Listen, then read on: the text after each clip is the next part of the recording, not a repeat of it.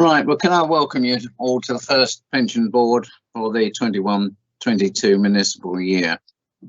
And so we have got present 3 members of the pension board and council officers. And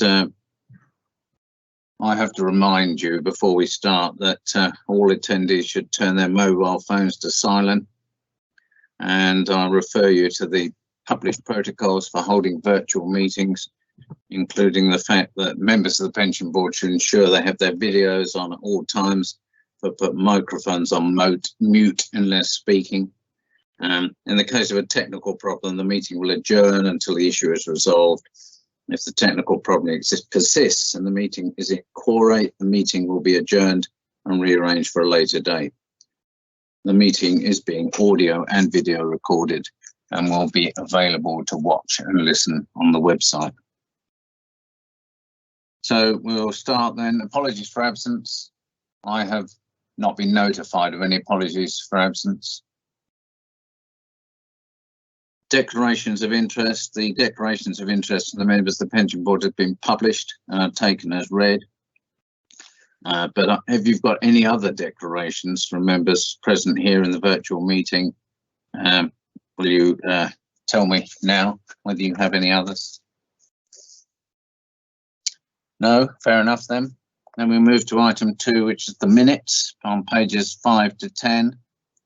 The only thing we can discuss is the accuracy of the minutes. Are you happy with the accuracy of the minutes as published? Agree. I think there's a small typo on paragraph 91, just the date, 2nd of December 2020. Oh, yes. And I think there was another. And on page 8, the second paragraph from the end, again, February 2021. Four lines down, the second paragraph from the end. Yes. Okay, thank you very much. Small things. We clearly blame the chairman for that because he should have spotted that when he agreed the minutes, don't we, really? So I know my role is clearly to take responsibility for that. Oh, good evening, Councillor Lee. Welcome. Good evening to all of you. Good evening. I was hoping for this to be rescheduled after the 19th so we could all do it in person. But I know planning meetings already face to face. So. Well, I think we're in line with Harrow's policy, so it's not in my hands to say whether it should be a virtual meeting or a face-to-face meeting. But, no, I was just. We were all quite clear that we were told that it was a virtual meeting in setting up. No, I was just trying to say that I'm looking forward to when I see you in person. Yeah, right. Yeah, I suspect that will be October, but who knows? Well, I'll go back a bit really, because I can now welcome Dr. Simon Radford, as he's just appeared before me on the screen, to say that Simon Radford has been nominated for the employer representative schedule and admitted bodies vacancy. And we shall come to that later in the agenda and actually deal with the appointment. But welcome to the meeting anyway. Very pleased to see you here. Thank you very much. Thanks for having me, and thanks for the welcome. Congratulations. Okay, we've done the minutes then. Public questions, none have been received. Petitions, none have been received. It's very disappointing that every meeting we go through this, you know. I think somebody should whip up a quick petition or a deputation to make things a bit more exciting. Item 5. The only thing that I would mention was some XR group did send in a letter to the council in regards to the pensions and the de-investment from fossil fuels. I'm not sure whether that is classified. It wouldn't come under deputation because it didn't have 10 signatures and it wasn't a petition, but I guess it was a public question. Well, that would be more probably for the pensions committee than the pensions board, I suspect. That's correct. So, Jeremy might know something about that. Was this if this was a recent one? I haven't seen that. I haven't seen that, Chair. If it's a very recent one, I don't know if Councillor Lee can elaborate on when it came in. I know there was one came in some months ago around investment in fossil fuels, and certainly it went at least to a number of other London pension funds and probably to most LGPS funds, and we certainly responded to that one. Is it a more recent one than that, Councillor Lee? It might have been that one. You know, these XR groups sometimes regurgitate something which is done a while back, but it has, and say it's been done recently. I was on the impression it was probably 4 to 6 weeks ago. But I mean, can you give a quick update on what our response was to that? Right. Yeah. The one I replied to was certainly much longer ago. That certainly it was in the run up to, I think it was in the run up to Christmas, or either that or just after Christmas. And in essence, the response was that the fund is making progress in terms of reducing its exposure to carbon. It's taken the decision to move its passive equity portfolio held with BlackRock from the general passive fund into a specific low carbon passive fund, which that's about 25% of the fund's assets. It's also moved about 6.5% of the fund's assets into the London Civ Sustainable Equity Fund. It disinvested from the previous funds that we had with Oldfield and has moved into a sustainable equity fund. So we've certainly done that more recently, and this wouldn't have been in the response. The committee at its last meeting has agreed to invest 50 million in the London Civ Renewables Fund, which has recently been launched. So the committee is taking steps to do this, and it's doing it in a planned and measured way. Fantastic. Okay. I might take this offline with you, because I think this is a great message to bring out to the public if they're concerned about this kind of thing. So thank you so much for that response. It's good to know that we're doing stunts. Thank you. That's the only public thing I know about. Okay, thank you. Well, that doesn't count under the agenda, no. But we'll be down to Jeremy to deal with if it came. Okay, so we dealt with petitions and deputations. So this is the start of the municipal year. We have to appoint a vice chair for the 21-22. Chair, but I put my hand up. Can I ask? So you did. I'm not very good at seeing hands. No, sorry. So can I ask a question, please, of Jeremy before we go any further? On page 9 of the agenda, minute 99. Bullet points 2, 3 and 4. Could Jeremy please just comment on each of those? Are we not doing training later on at all? Okay. Do you want to deal with it then, Jeremy?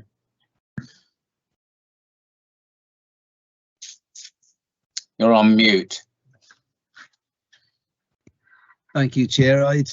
It baffles me that after all this time using Teams, I can still occasionally try and speak without unmuting myself. Yeah, we certainly are receiving regular training updates, and the things that come into my attention, if they look appropriate to board members, then I do share those with board members. We also had recently, and I think a number of you attended, the Pension Fund Committee training session that was held immediately before the last meeting, which Hymans Robertson gave us a presentation on the good governance review. Yeah. And so we will sort of continue to update as opportunities are being received. Things are starting to open up again in terms of more face-to-face training. There's been a lot of up until now, things have been very much focused on the online delivery. We're starting to see face-to-face stuff opening up as well again now. Quarterly report on this scheme advisory. Yeah, I must admit I haven't done a report on the scheme advisory report for this meeting, and I apologise to the committee. I overlooked that one. I will put it on the work plan for next time. I'll note that for the work programme. Yeah, ditto. Yeah, ditto. Ditto that. The other one. I was waiting. I was planning to sweep up the that following Hymans Robertson's presentation at the last meeting before the Pension Fund Committee meeting. So I'll Well, I've had the discussion of the Pensions Committee. Perhaps it would be as well to wait until the governance review has some feedback from the ministry where it now is sitting, and so that's right. I mean, which parts of it they're going to actually implement. And as I say, we did invite board members to that session, so they should be up to speed. And having Hymans Robertson twice in a couple of weeks did seem a bit of overkill. Yeah. No, I think anyway it'd be better to wait now until we learn from the ministry what parts of the good governance review they're going to adopt and which parts they're not. Yeah, and the conflicts of interest policy that's here. No, it's not. That will come to a future meeting. The conflicts of interest. The conflicts of interest policy, and that was discussed again at the training that Hymans gave the other week. So those things will come probably in September or October. October as it is now. Okay. Thank you very much. Well, then we'll move to appointment of vice chair. As I say, it's the first meeting of the municipal year, so that. Do we have a nomination for the chair for the position of vice chair?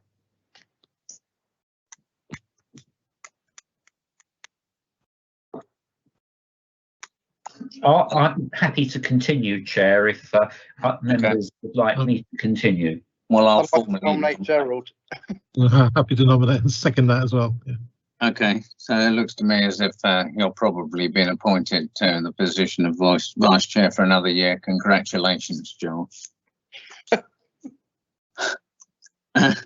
We move then to item 7, which is board membership. Nomination to vacant position, and it's the detail of this is on pages 11 and 12 of your agenda. Well, at least it's on 11 is the vacancy, and you'll see there that we've had a nomination, Dr. Simon Radford, to fill the vacancy, and the council has to appoint board members, and so it will go to council at its next meeting on the 30th of September, and therefore Dr. Radford will be able to join this meeting as a fully fledged member at our 6th of October meeting.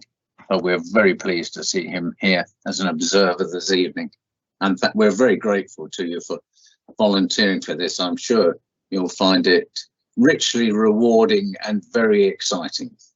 I've no doubt that is true, and I can't wait to get my tie and blazer badge set as a full member through the post as soon as I'm confirmed.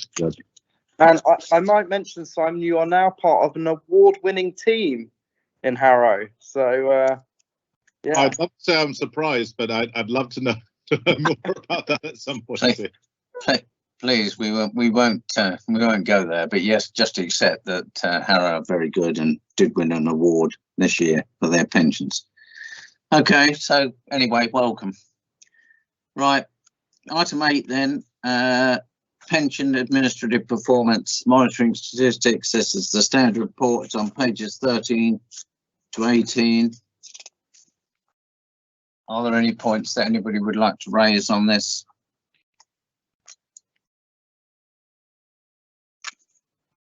Sorry, Chair. If I could just update on the team leader vacancy, which I've mentioned in paragraph 12. I'm pleased to report that we've successfully appointed to that vacancy. We've appointed internally Amy Cronin, who's been working in the team for a number of years, was successful in that interview process, and she's now started in a new role, and we're recruiting to the resulting vacancy from that change. So that's just an update on paragraph 12. Okay, thank you very much. So just moving through the report, there's no great change to the number of pension members in the last 12 months, very small increase, but a very small decrease in the percentage of active members. And the rest is, I think, pretty straightforward. Are there any points that anybody wishes to make? I wonder, Chair, can we just minute our thanks to Leslie Freebody? She was an outstanding officer, and be nice to make a record of that. Indeed. Well, I'm quite happy to do that. Thank you.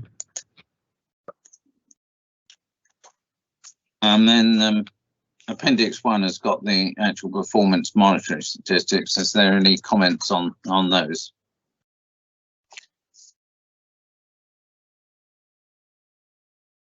I just thought they showed a very marked improvement, I think, from the last document presented, but I think you said, Jeremy, the last one might not have been accurate, so this is very, very helpful.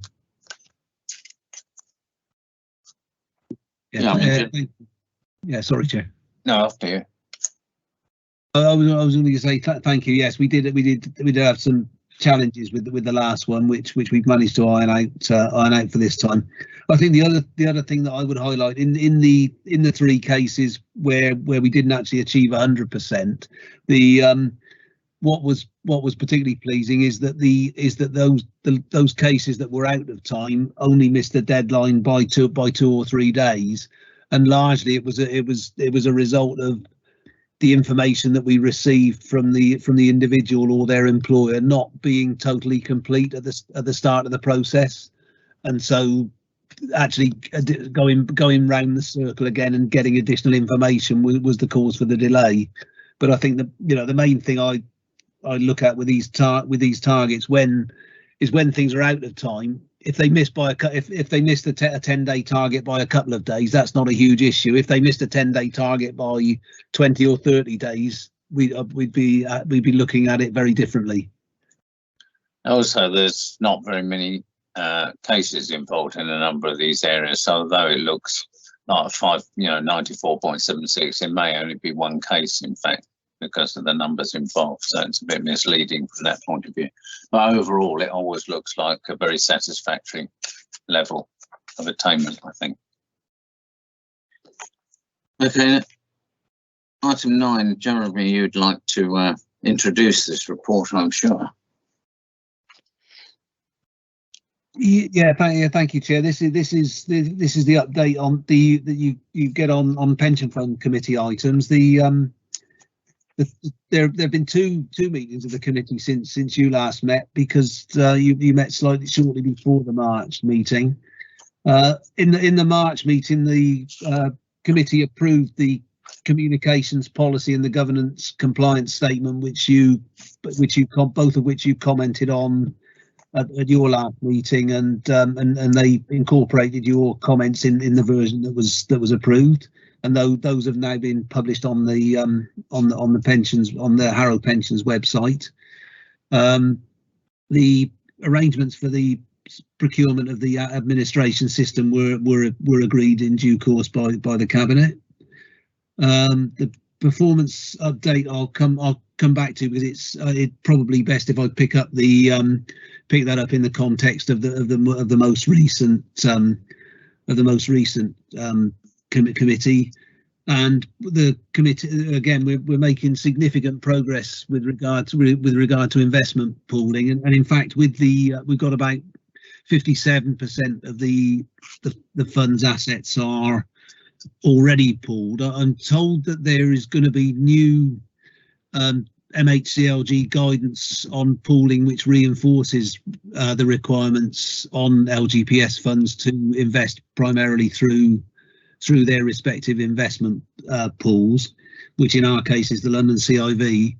And I'm pleased to say that now, once the decisions that the committee has taken have been fully implemented, and in a couple of those cases, the London Civ Infrastructure Fund and the London Civ Renewables Fund, the timing of that is contingent on when funds are actually drawn down. There's nothing that Harrow can do to push that timetable forward.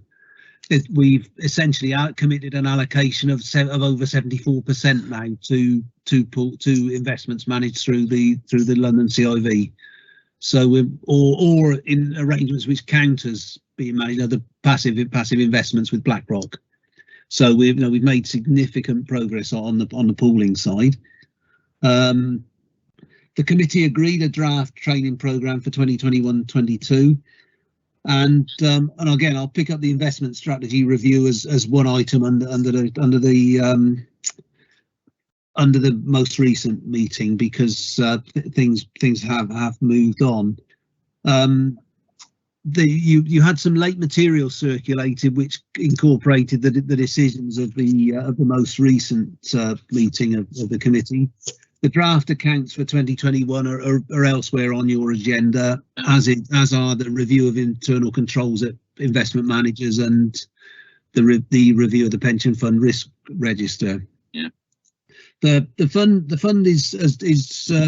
has continued to perform well in terms of investment performance. At the end of May, the fund value had increased to £995 million. So we could potentially go through the £1 billion barrier shortly. We've continued to make progress on the implementation of the decisions around the equity portfolio. The formalities around moving from the original BlackRock fund to the low carbon fund are quite an administrative grind. There are a raft of tax forms which have to be completed and signed and registered with the tax authorities in the various jurisdictions before the transition can start, and that process is now complete, and we'll be completing that transition in the next. We'll be making the actual transition of funds in the next couple of weeks, which is good news, I'm sure. We've also had to redo the investment management agreement around the bond portfolio in order to implement the changes that were approved on the fixed income portfolio, and that new investment management agreement is now in place. So that transition will also take place early in August. So that I think is the main sort of issue. Oh, the other thing to highlight on the performance dashboard is that as at the 31st of March, the fund is now 100% funded based on the calculations by the actuary which are rolled forward using the 2019 valuation assumptions. So that's that's a significant improvement, and that's largely as a result of recent changes in yields have ticked up, which increases the discount rate slightly. I think those are the main things I need to highlight from the performance dashboard. And on the investment strategy review, the committee's approved a number of changes at the last two meetings. At the March meeting, it approved a repositioning of the fixed income portfolio, moving from the previous mandate with BlackRock to 5% passive index-linked gilts held with BlackRock, 5% of global bond funds held with the London Civ, and 5% sterling corporate bonds, which is the existing BlackRock investment for that one. And as I say, that transition is in progress. It lasts in terms of the diversifying return part of the portfolio. The fund, or the committee, agreed to allocate 50 million, which is about 5% of the fund now, to the London Civ Renewables Fund, and though the documentation to make that commitment is in place, and that will be drawn down in due course. The committee also expressed its views on the arrangements for the London Civ Mac Fund, which has been an ongoing dialogue. Those have been communicated to the CIV, and it appears at the moment that there are enough boroughs interested in retaining CQS only for that to be a viable option, which is good news. Good news for us, because we would have had to reevaluate our fixed income portfolio because of the overlaps between the two manager solution for the CivMac fund and the global bond mandate. I think that's probably all I need to say about the committee. The other thing the committee has agreed to do is to arrange a manager day for November, and we're in the process of agreeing some dates for that one, or at least agreeing a date, identifying some possible dates and agreeing a date for that one. Thank you, Chair. Just a matter of interest, when you have a manager day, is that the managers of the Harrow investments or the London Civ investments? You're on mute again, Jeremy.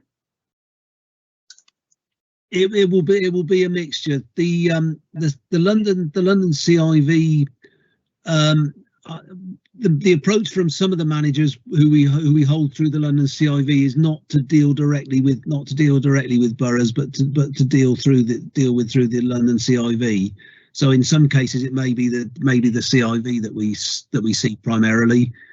In other cases, but in the other cases it'll be specific managers. The committee has identified a couple of managers that it specifically wants to see on that day. Okay, I'd just say that seeing the London Civ itself is very much second best to actually seeing managers, and generally, I wouldn't think that was should be pursued. I mean, I think that you should pursue access to the individual managers, really, as that seems to me to be a much more significant interest to you, really. Totally agree, Chair. Gerald. Can I just ask what's happening in regard to, I've got it in my memory that additional employer contributions were being made to the fund to recover the deficit over a period of years, and because of the market movements, that's now in equilibrium. And I'm just wondering, are there still some to come, or are they being abated now, or what's happening? Right. We haven't carried out a formal valuation of the fund. That's done every 3 years under the arrangements for the triennial. What the figure that we report through the dashboard is an informal assessment of the current position of the fund based on a roll forward, using the assumptions around mortality, salary growth, and so on that were used in the triennial valuation itself. We haven't, whereas the triennial valuation looks at the actual membership at the date of the valuation. It takes into account all of the movements up to that date, and then resets the assumptions going forward. So it's a different process, okay. But it's an indication that we're very much on track. The contribution rates are set for the period of the triennial, and those we get a rates and adjustment certificate at the start of the triennial, and those were the ones that were set for that 3-year period will remain in place until we get another rates and adjustment certificate at the next valuation. But there were some significant lump sums, I seem to recall, year by year, in addition, that were being paid in by at least Harrow as an employer, if not all the employers. Yes, those will continue to be paid until we get the next rates and adjustment certificate. After the next valuation.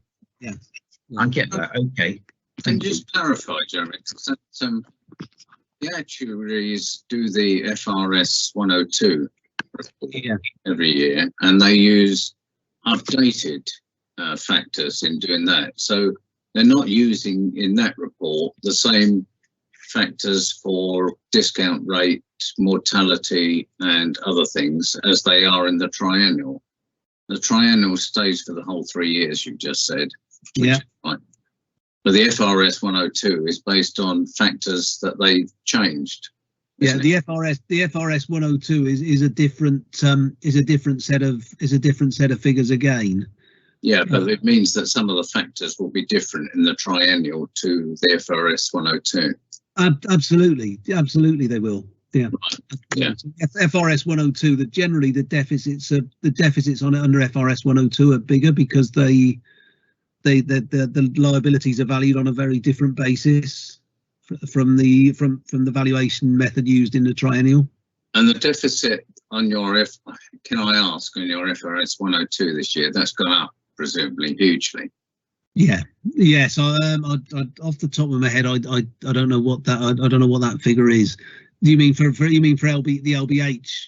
Yeah, because I've seen elsewhere that there's generally been increases of up to 100% in deficits. I mean, they have been very large FRS deficits between the last year and this year.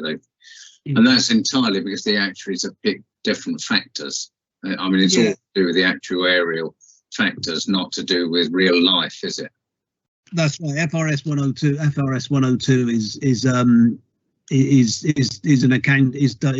accounting basis, which, to be honest, it hasn't helped the pensions industry, it's helped to kill off final salary pensions in the private sector. In my view, those are the views of me rather than London Borough of Harrow, I hasten to add. For the purpose. Yeah, you're right, but also it's very confusing because you're talking about, you know, at one point you're saying the fund is fully funded, and the next week you're saying but there's a deficit of 40 million on it or something like that. It makes it very confusing for people who are trying to find out what the state of the fund is at any point in time, really. Yeah, absolutely. I've got it there. I'll have a similar problem at the GARMS committee next week, where I have to explain again, as I do each year, to the what the difference between IAS 19 and the pension fund accounts are, because of course the pension fund is for the whole pension fund, including all of the non-Harrow employers. The IAS 19 figure in Harrow's accounts is just the bit that refers to Harrow as an employer. So you know, that's there are a range of different figures which confuse anyone apart from the small group of us who are steeped in the accounting of this stuff. Gerald, you've got your hand up again. Yeah, and one other question: have we got to the point where the government actuary has published for everybody is it the section 13 evaluations, and how did Harrow come out on that? It hasn't been published yet, Chairman. Okay. We did ask Ian Colvin that immediately before last. We were hoping to pick that up as part of last week of the training session at the pension fund committee. But Ian said the section 13 figures haven't yet been published, so it's a bit early for that. It'd be interesting if they were to come to the board when they're ready, so we could see them. Yeah. Yes, I'm certainly happy to do that, Chair. Okay. Any other questions or points that people want to make on the pension committee report? No. Okay. Right. Thank you very much. Then we move on to item 10, which is the draft pension fund accounts. And I know Jeremy would love to give us an introduction to this. Yeah, thank you, Chair. The first thing I can say is that I learned today that the auditors have finally signed off the 2019-20 accounts and pension fund accounts. Goodness. So that is good news, that at least one, you know, that finally that's been put to bed. And again, I'd remind the board, it was nothing to do with the pension fund accounts that was holding that up. It was the reason the pension fund accounts couldn't be signed off was because they had to issue the certificate of consistency with the main accounts. And the main accounts, the reason for the hold up there was largely to do with Mazars' quality assurance procedures, rather than there being any particular issues with Harrow's accounts. So, but it's been a long and tortured process. But thankfully we're now come through that one. The draft accounts for the 2020-21 financial year were presented to the pension fund committee a couple of weeks ago, and those were approved for submission to the auditors. We're still working on the annual report, and that will be coming to you and to the committee in September, October. there's sort of main things to highlight in the accounts. That they're firstly on the report itself. There's a typo on page 31. Under where it says scheme overview, number of pensioners.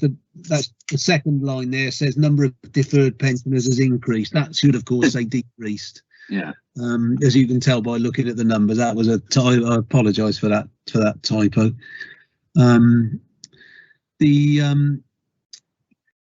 The other thing to notice, the deadlines, the audit is about to get underway. We've uploaded all of the working papers to the auditor's portal now, and they're as I understand they're about to start next week. The intention is that they'll conclude the audit by the 30th of September. The deadline for publication of the audit of the annual report is the same as it always is, the 1st of December, and we're confident of being able to. We're confident we'll meet that. It'll be published well before that, assuming the audit is signed off on time. The other thing to note in the accounts is that note 23, the additional voluntary contributions, is incomplete. We're still awaiting the information from one of the AVC providers, Prudential, who have told us that that'll be available on a date in early August. The note on AVCs doesn't affect any other notes or the main statements of the pension fund, because AVCs stand alone. But it's just a slight irritation for us that we're not able to complete that at this point. I think that'll do for me, Chair. But I'm happy to take any questions on the accounts. Right. Anybody got any questions they'd like to ask?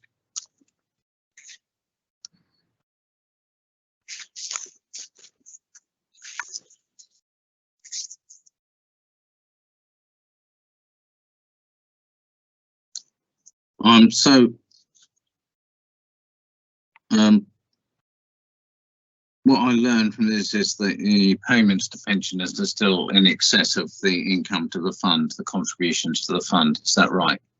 Have I read that correctly? It's fairly marginal, but that's what it seems to be. Yeah, that's correct. That's correct, Chair. And transfers in we're having less than transfers out, which is also exacerbates that slightly. The management expenses, is that investment management expenses? That includes managers' fees. That's correct. Yeah. And how have managers' fees varied between the 2 years? That's shown in note 11. Oh right, I must have missed that then, because I looked for that especially.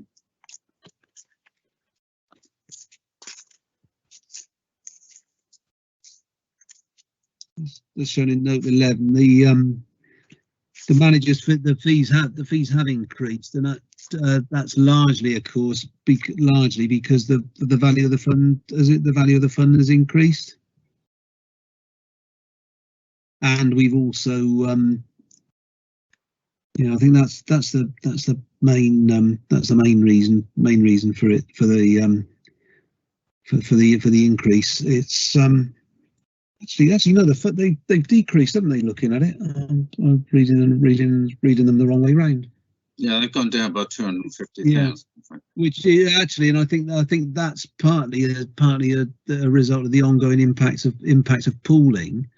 But I think no, I mean there was certainly in the first quarter, because of the fall in values right at the end of the 1920 financial year. The fees based on assets under management would have been lower in the first quarter because of the the reduction in values. Once values got up to the level that they were expected, that evened out a little bit. I'm just mindful of the fact that one of the arguments for going to a system of pooling was the fact that investment management expenses would plummet. Yeah, and I think there's make that point. I mean, I forget how much we're going to save as a country from it, but it was a colossal sum in the original justification for pooling. Yes, yeah, it's there will, in the annual report, we will be showing what the savings that have been made as a result of pooling are, because of course you have to compare what they would have been without pooling with what they are with pooling. And as of course the longer you're totally pooled, you've got less of a relationship with the pre-pooling situation. Yeah, and they've all become a very difficult comparison as time goes on, I think. Yeah. I think for us, for Harrow, the main advantages of pooling have largely been around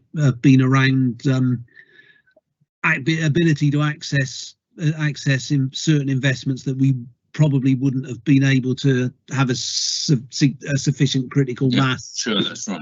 of cash to access it as an individual authority, such as the infrastructure fund, the renewables fund.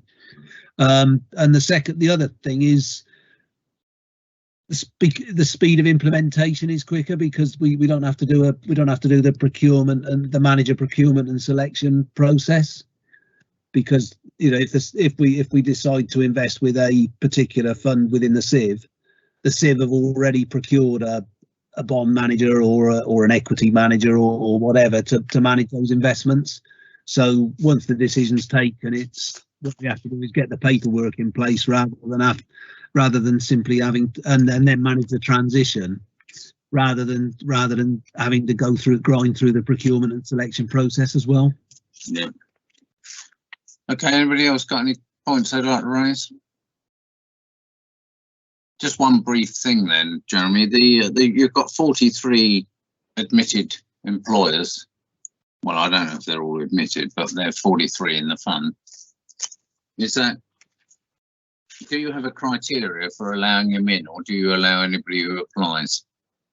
The majority of those employers are academies. Are academy schools, and so that if those are what are described as scheduled bodies under the that's right, under the LGPS regulation. So we don't have any discretion as to whether or not to admit those.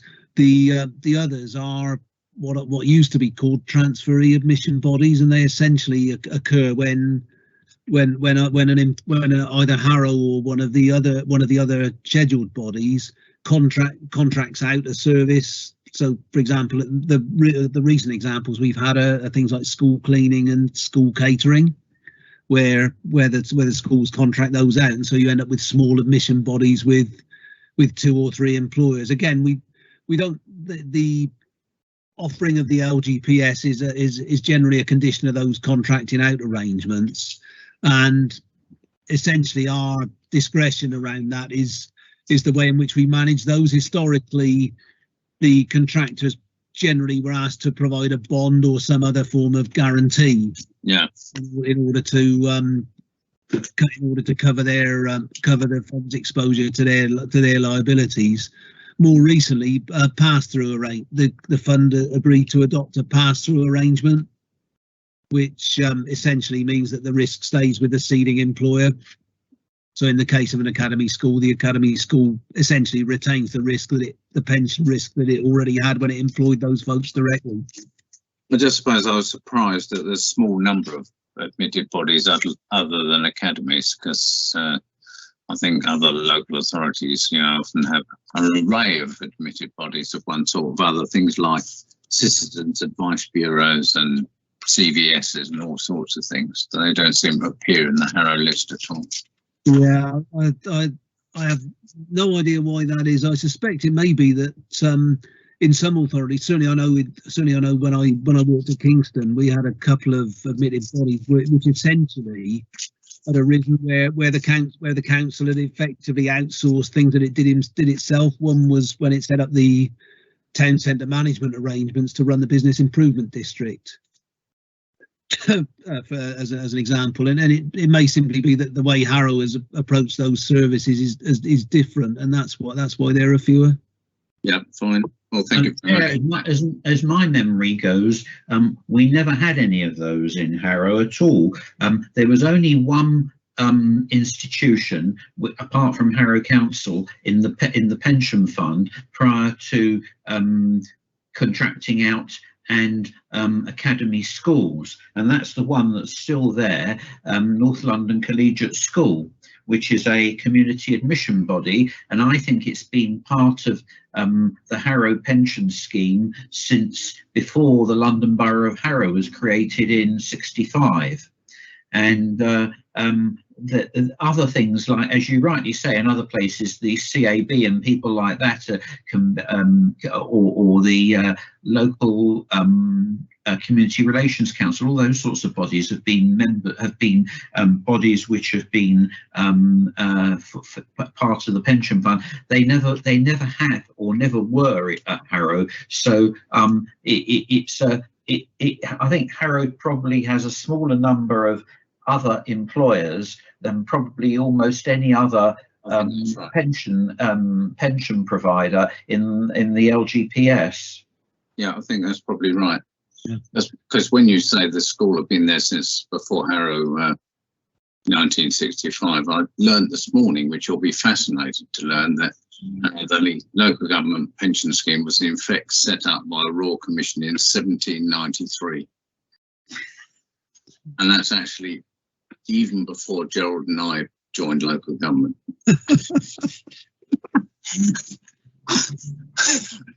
Okay, so that's why I'm asked to note the report and the accounts. Is that happy? You're happy to note them? Yes. We'll move on to 11. Now, 11's slightly tricky because it's a review of internal controls at investment managers, and the orangey, pinky, salmon papers at the back are part of this report. I think that's right, Jeremy, isn't it? So that we have to be careful not to, if we're going to raise any issues from the pink papers, then we'll have to go in a private session at the end and deal with those. But if there are any general points, we'll deal with it at this point in time.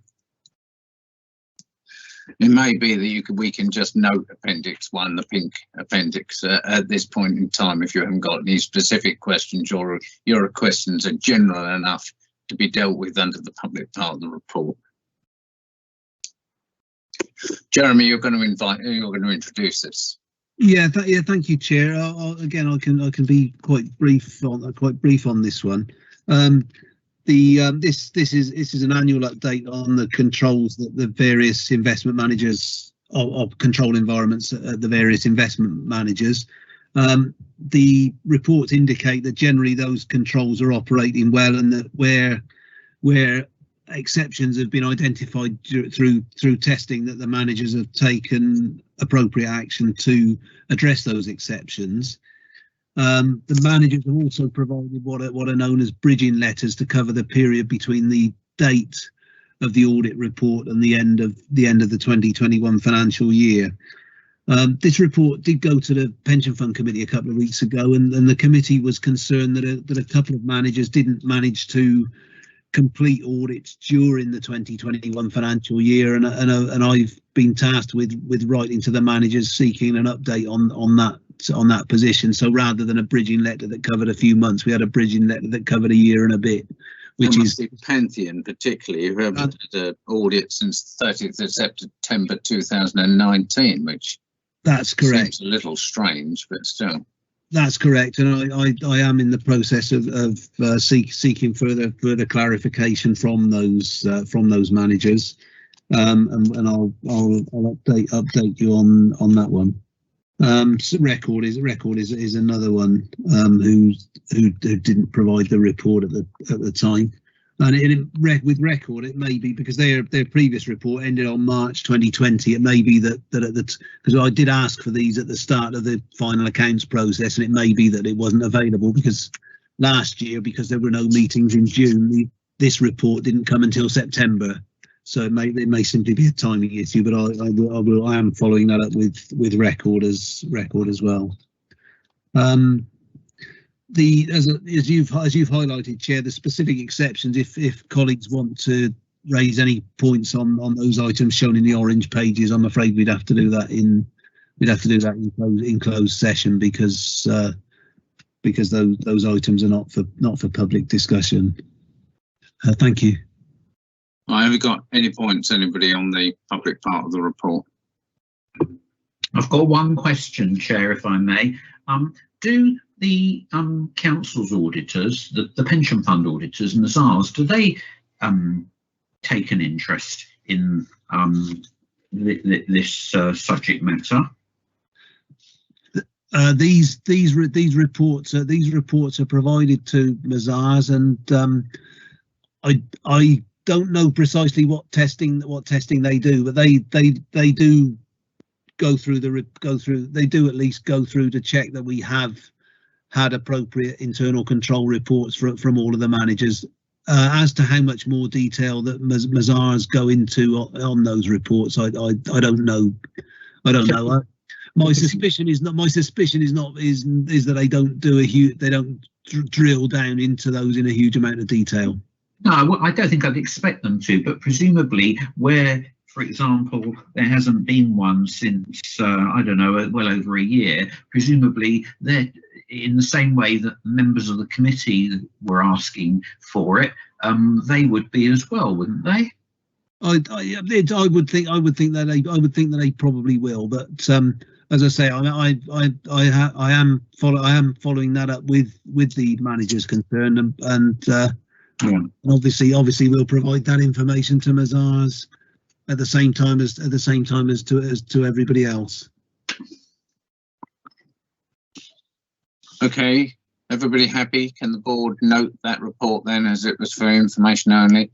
And can you just assure me that you're not going to ask any questions under Appendix 1, so we can knock that on the head now, that we won't go into private session? Is that everybody happy with that?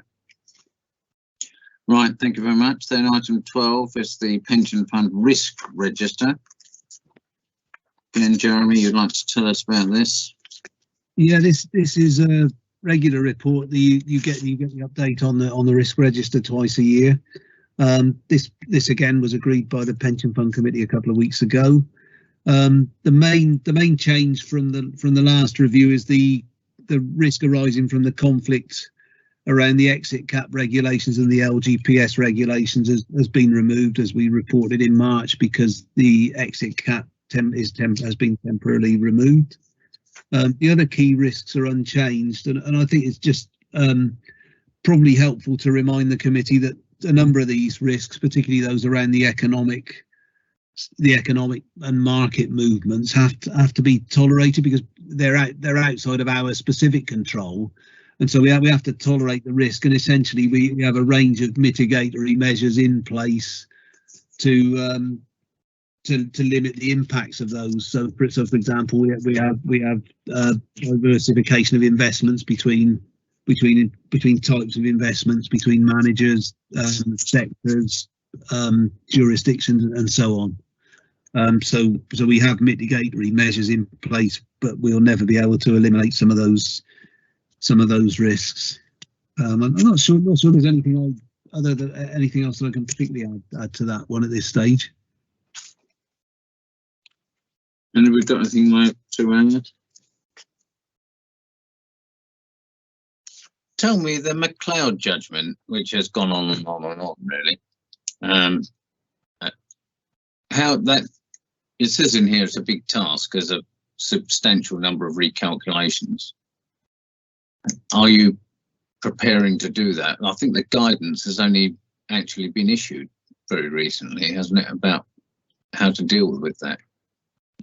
That's right. The guidance has been very recent. The government has published some regulations in terms of how it was going to deal with McLeod in some of the other public sector schemes. So, for example, teachers, firemen, or firefighters, and so on.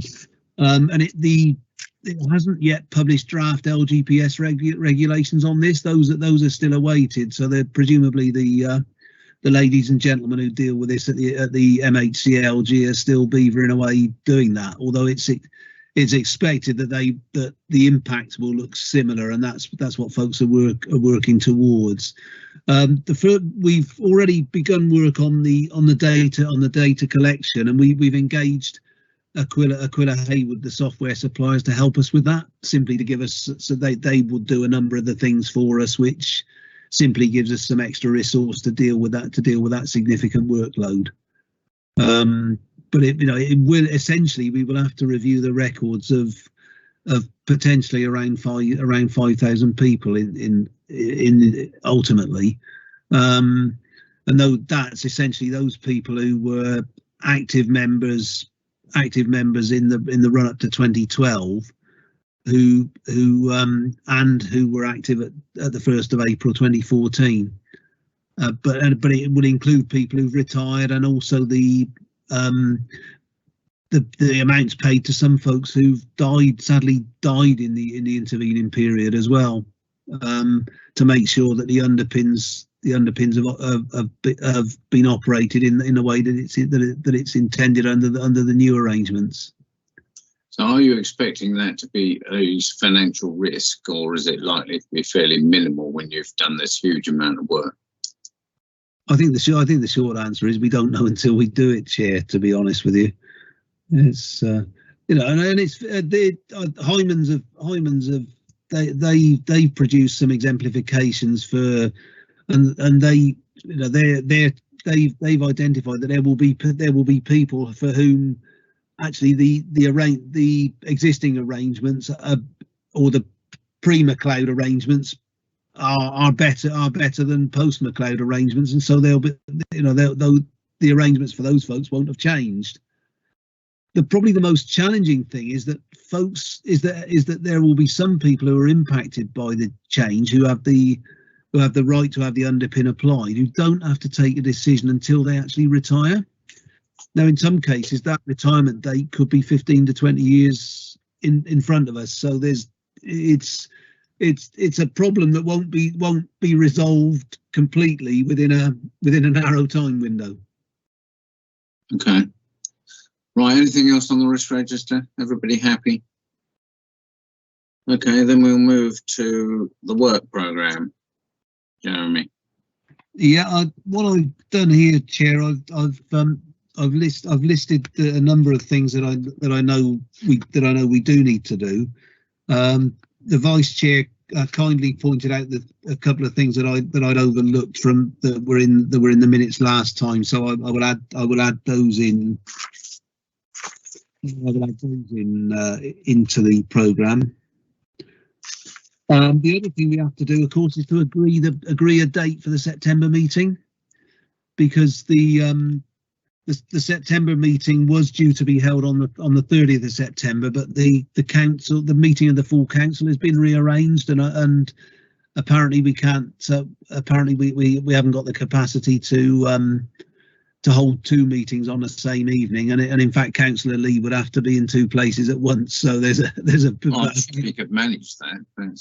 There's a valid reason for that as well. So and I think that my understanding is the suggested date is the 6th of October. Yeah, that's what it says here. 6th of October. It says in the report. Yeah, and that I think Nicoletta had some correspondence with yourself on that one, Chair.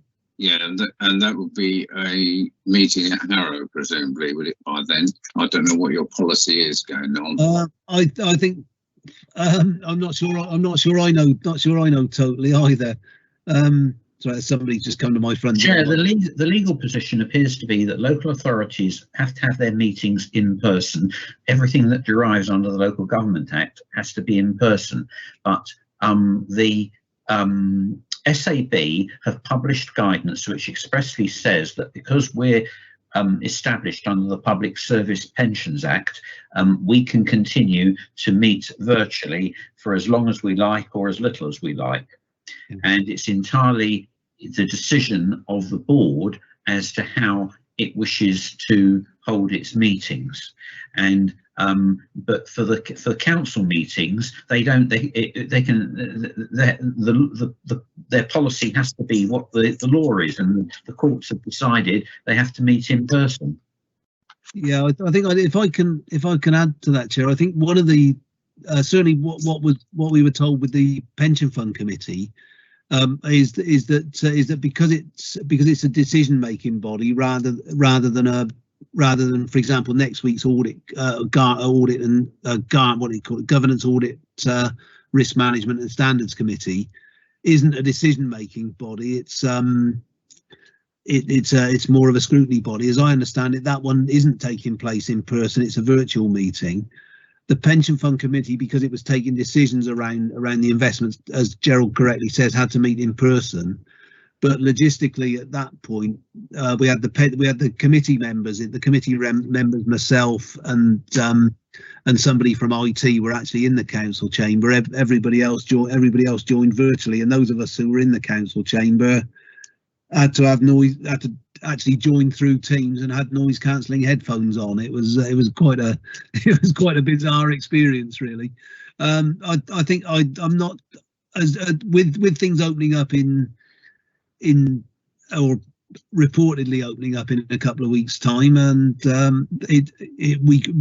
think you could, if you wished, and certainly the position as regard the pension board is as the vice chair has outlined it. I think you could, if you wish, say that if possible you wanted to revert to meeting in person, or if you preferred, I think you could continue to meet via Teams. I think it's a matter for you to determine, unless Wim, who has got any advice on that for us. Wim's the Democratic support colleague. No, I think as the vice chair has said, I think that's the position. So we shall wait to see what's going to transpire in the next few weeks. Okay. Councillor Lee had his hand up, but he's gone down. Have you got something to say, Councillor Lee?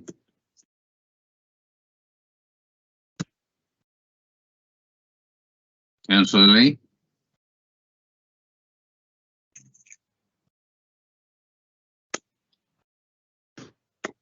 Hello? Hello. Yeah, I was going to say, unless there is any instructions saying we can't have it, then I don't think we should take that as we can't have it. So let's wait till the 19th of July. And if it does open up, which I think it will do, then I presume we can go ahead. But the thing is, these things change so quickly that we need to be up to position that if we have to go back to virtual, we'll have to go back to virtual. So we could pencil it in as a meeting in person, dependent on government guidelines. I think on the 19th, I think that's the best way forward. Obviously I'll be in touch with Harrow before the meeting, and we'll sort out what the Harrow policy and the national policy is at that stage. And we'll have to. For my part, I'd rather we carried on online. I think it's proved to work extremely well, and I'd be very happy to continue with it. And that's what the Scheme Advisory Board say you can do. But Okay, well, we'll note that. In the minority, I don't know. I don't know. No, maybe we can do online, and then until we've got concrete from the government saying that we can go in person, then we can make a decision at that point in time. It's probably the best go forward. We won't make a decision today. We'll defer the decision until we know. Uncertainty is so prevalent that it would be foolish to make a decision one way or another at this point in time anyway, because we just don't know what's going to be happening in October. Exactly.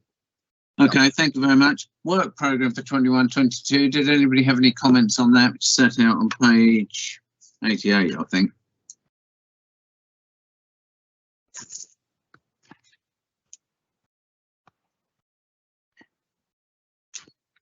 Is there anything that anybody would like a report on that isn't in the work programme?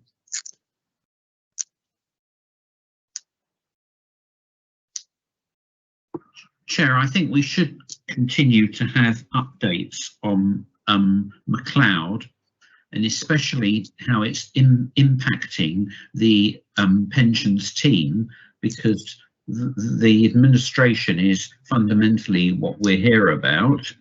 And I think the same would apply to the whatever the government are going to come out with for exit regulations, having put them in, withdrawn them, and I don't know what they're going to do now. Yeah, later this year there should be new regulations, so certainly we'll ask for a report on that. And McLeod will come in under the Pensions Administration report, but it just needs to be noted that we'd like to see something every meeting. And also, I think if I can add something on the exit regs that I learned today that MHCLG are doing a significant data collection exercise. They've asked authorities for details of early retirements, redundancies, and associated strain costs going back to about 2015, I think.